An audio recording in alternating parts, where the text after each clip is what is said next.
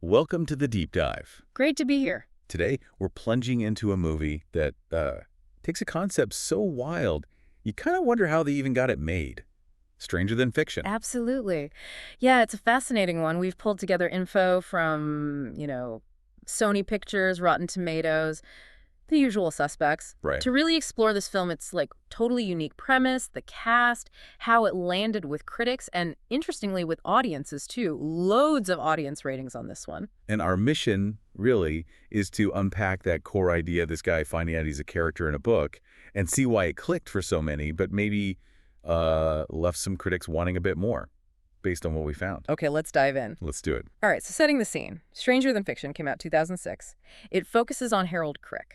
Will Ferrell, right, which was kind of a different role for him at the time. Totally. A much more subdued performance. Yeah. He plays this IRS auditor, Harold Crick, and his life is just, well, it's all about numbers, routine, order. Like meticulous, counting brushstrokes, steps, that kind of thing. Exactly. Super predictable. But then this predictable life just gets, completely upended. He starts hearing a voice. Not just any voice, like a narrator. A full-on narrator, yeah. Describing his actions, his thoughts, even the really boring stuff in this very literary way. Okay, and here's the kicker, right? The big twist. This is the core of it. Yeah. He finds out the voice belongs to this famous author, Karen Eiffel. Emma Thompson plays her. Emma Thompson, brilliant. And Harold realizes he's not just hearing a story. He is the story. He's the main character in her latest novel. Which would be weird enough. Right. But then it gets worse. Because Karen Eiffel, this author, she has a bit of a reputation. A very specific one. She's famous, maybe infamous, for killing off her main characters. Always. Often in quite creative, definitive ways, apparently. Yeah.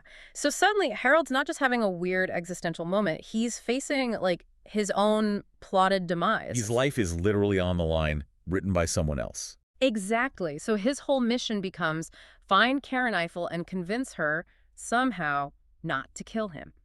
Change the ending. It's such a great premise. And he doesn't go it alone, does he? There's a solid supporting cast. Oh, definitely. You've got Dustin Hoffman playing Professor Jules Hilbert. The literary expert he consults. That's the one. To figure out, is he in a comedy, a tragedy? What are the rules here? Makes sense. Then there's Maggie Gyllenhaal as Anna Pascal. She's a baker Harold is auditing. Right, the love interest, sort of, adds another dimension to his suddenly very complicated life. Yeah, complicates things in a good way, maybe. And Queen Latifah is in it, too, as Penny Escher. Who works with the author, with Eiffel. Yep, she's like the publisher's assistant trying to get Eiffel to finish the book. Got it. And behind the camera. Directed by Mark Forster, he's done a real mix of stuff, from Monsters Ball to Quantum of Solace. Oh, interesting range. Yeah. And written by Zach Helm. No. Our sources list the genres as drama, comedy, fantasy, Yeah. and even just other. Other feels appropriate for this one. It kind of does, right? It bends genres. It's PG-13, mentions nudity, language, sexuality, some disturbing images. So it's got layers, not just light fantasy. And it's pretty tight runtime-wise. Yeah, about 1 hour, 45 minutes. It doesn't overstay its welcome. Okay, so the big question. Wild concept, great cast, respected director. How did it actually do? What did people think? You mentioned Rotten Tomatoes. Right, and this is where you see that interesting split we talked about. Okay. The Tomatometer, that's the critic score, it's at 73%, which is, certified fresh. Pretty good, based on 176 reviews. Solid. But the audience. That's where it jumps. The popcorn meter, the audience score, is way up at 85%. Wow, 85%. And that's from over 250,000 ratings, so a significant difference there. Audiences really seem to connect with it more, percentage-wise. That gap always tells a story, doesn't it? What was the general vibe from the critics, the consensus? The critics' consensus summary on Rotten Tomatoes actually calls it fun and whimsical. It praises Ferrell's subdued performance for helping the quirky, mind-bending effect. And it basically says, yeah, it takes a great premise. Okay, so generally positive from the consensus view, but digging into individual reviews. That's where you see the range. Some critics were really taken with it. Anthony Lane, the New Yorker, said it had surprising bite, though he did think the ending was maybe a bit mush. Okay, mush.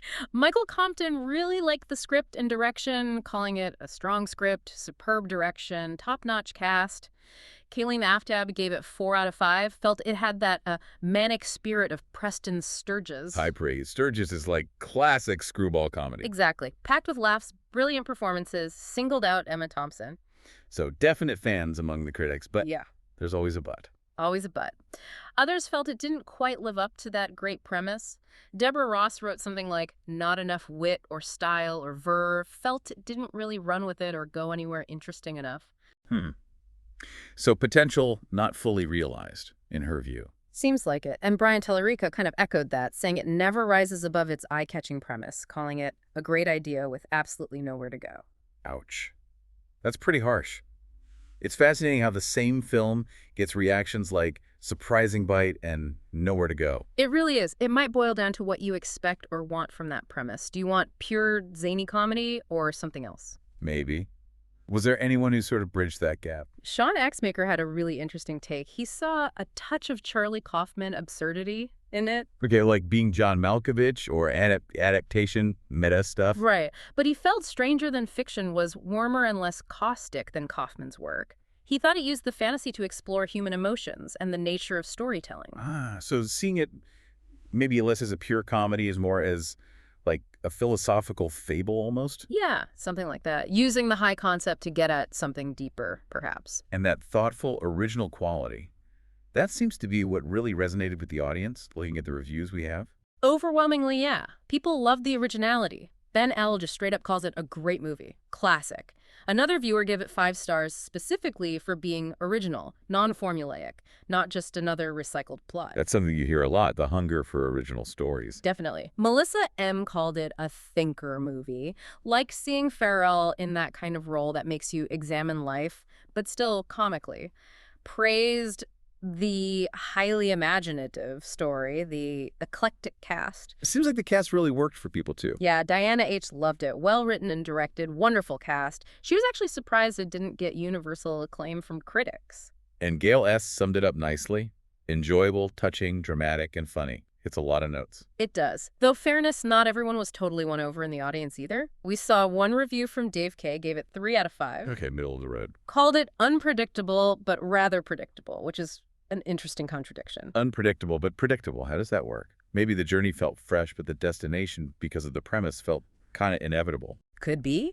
He also called the plot stupid, though admitted the acting was good, so even the dissenters had some praise. But that core tension he mentions, the predictability, Right. it points back to Harold's main struggle, right? Fighting his own ending. Absolutely, that's the engine. Can he actually change his fate? Or is his struggle just part of the story Eiffel is writing? His interactions with Anna, with Professor Hilbert. They're all about trying to understand or break the narrative he's trapped in. It really is such a compelling what if.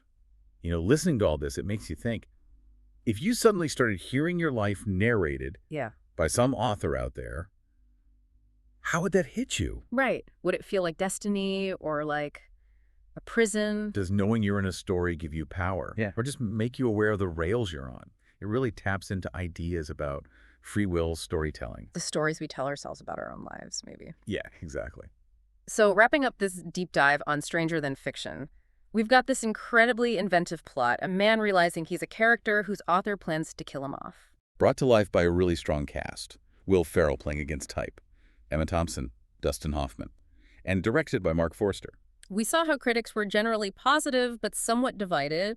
Some loved its wit and execution. Others felt the great premise wasn't fully explored. But audiences, Yeah. they really seem to embrace it, particularly praising its originality and the way it blended humor with more thoughtful themes. Yeah. That 85% score speaks volumes. It really does. It leaves us, and maybe you listening, with this kind of meta puzzle from the heart of the movie itself. If a character knows they're a character, Yeah.